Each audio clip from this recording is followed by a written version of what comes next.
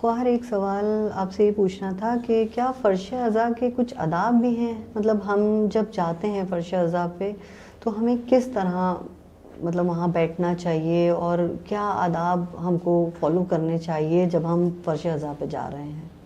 اعوذ باللہ من الشیطان الرجیم، بسم اللہ الرحمن الرحیم۔ یقیناً فرش اعضاء کے آداب ہیں اور ہر عزادار کو اس فرش کا احترام کرنا چاہیے اور اس کے آداب کو فالو کرنا چاہیے، کیونکہ یہ فرش اعضاء امام حسین کی فرش اعضاء ہے۔ پہلا جو میں کہوں گی کہ فرش اعضاء پہ جب جائیں تو اس بات کو یاد رکھیں کہ یہ فرش کس کا ہے، یہ فرش کس کے لیے بچھایا گیا ہے، اور یہ فرش ہماری ذمہ داری ہے کہ ہم امام حسین کا فرش جو بچھا رہے ہیں ہماری، اور یہ شکر کرنا چاہیے پروردگار کی کہ اس نے یہ ذمہ داری ہمیں دی ہے کہ ہم یہ فرش اعضاء بچھا رہے ہیں۔ ورنہ آپ دیکھیے کسی کا کے گھر میں کسی کا انتقال ہو جائے تو ان کے وارث ان کا فرش بچھاتے ہیں، ہے نا؟ تو ہمارے امام کا وارث زندہ ہے، ہمارے وقت کا امام زندہ ہے، لیکن اس کے باوجود یہ کرم ہے ان کا کہ انہوں نے ہمیں یہ سعادت بخشی ہے کہ ہم ان کے جد کا اپنے فرش اپنے گھر میں بچھائیں۔ تو یقیناً جب فرش بچھائیں تو اس بات کا رکھیں کہ جب ہم فرش اعضاء بچھا رہے ہیں تو اس فرش پہ میرا وقت کا امام بھی ضرور حاضر ہوگا۔ کیونکہ یہ اس کے جد کی مجلس ہے، جی، وارث امام حسین ہے ہمارے وقت کا امام، جی، تو بہرحال وارث ضرور آئے گا۔ اگر اس بات کا عقیدہ رکھے انسان تو یقین کیجئے بہترین طریقے سے وہ مجلس برپا کر سکے گا۔ تو فرش پہ آنے کے آداب یہی کہ سب سے پہلے انسان یہ یاد رکھے کہ ہم کس فرش کو بچھا رہے ہیں یا کس فرش پر جا رہے ہیں، ہم جہاں جا رہے ہیں وہ کتنا احترام کا فرش ہے، جہاں پہ ہمیں احترام رکھنا ہے، مجلس کا بھی، لوگوں کا بھی، مومنین کا بھی، ہر احترام رکھنا ہے۔ فرش اعضاء پہ آنے کے بعد آپ سب سے پہلے کوشش کریں کہ باوضو جائیں۔ جی، گھر سے جب نکلیں تو آپ باوضو نکلیں۔ فرش اعضاء پہ آپ سمجھ لیں کہ آپ ایک عبادت کرنے جا رہے ہیں، عبادت کرنے جا رہے ہیں، ہے نا؟ بہترین عبادت کرنے جا رہے ہیں جس میں آپ کے ساتھ معصومین شامل ہو گئے ہیں، اس عبادت میں آپ کے ساتھ معصومین ہوں گے، تو یہ بہترین ایک عبادت کرنے نکلے ہیں آپ، تو گھر سے باوضو ہو کے نکلیں۔ فرش اعضاء پہ جب پہنچے تو آپ انشاءاللہ باوضو ہوں گے۔ آپ کے چاروں طرف انشاءاللہ کہ ایک ایسی دیا ہیں چاروں طرف، اگر محسوس کر سکیں، کیونکہ دیکھیے روحانیت ہوتی ہے جو مجلس میں، اگر آپ جائیں فرش اعضاء پہ جائیں تو آپ کو محسوس ہوگا کہ وہاں ایک روحانیت ہے۔ جی، کیونکہ وہاں پہ ایسی ہستیاں موجود ہیں۔ تو بہرحال ایک انسان کو چاہیے کہ باوضو جائے۔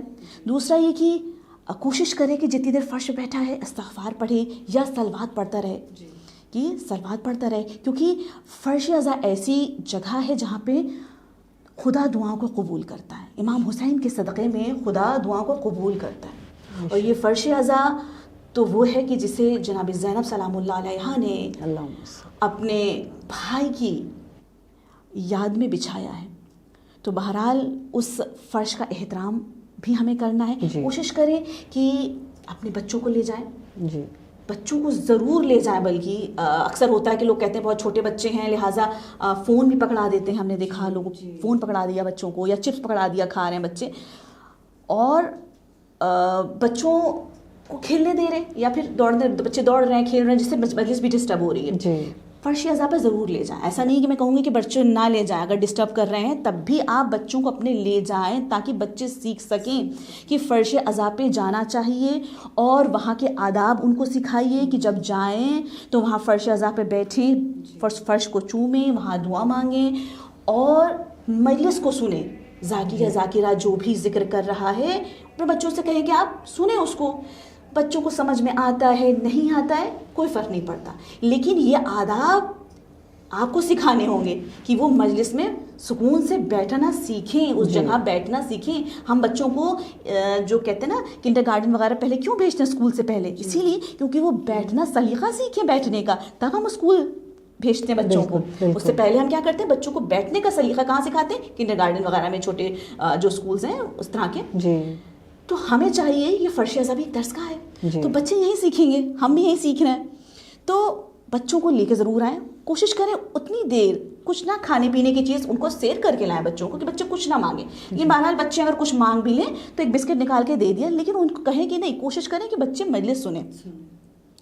تیسری چیز یہ ہے کہ جب آپ فرش اعضاء پہ آئیں تو یہ کوشش کریں کہ کسی کا مذاق نہ بنے, کیونکہ اکثر ہوتا ہے کہ ہم باتوں باتوں میں کسی کا مذاق بنا دیتے ہیں, کسی مومن کا دل دکھا دیتے ہیں, کوئی ایسا جملہ ہمارے منہ سے نکل جاتا ہے جس سے کسی کا دل دکھ جائے. جی جی. تو یہ بھی کوشش کرنی کہ جب فرش اعضاء پہ آئے ہیں تو پھر کسی بھی طرح سے, چاہے ہمارے زبان کے ذریعے ہو, چاہے ہمارے اشاروں کے ذریعے ہو, چاہے کیونکہ اکثر لوگ اشاروں کے ذریعے بھی کچھ نہ کچھ کہہ جاتے ہیں, میں نے دیکھا ہے اکثر. جی جی. تو کوئی ایسی بات نہ کریں کہ جس سے کسی بھی عزادار کا دل دکھے. کیوں؟ کیونکہ اس وقت وہ عزادار امام حسین ہیں. بے شک.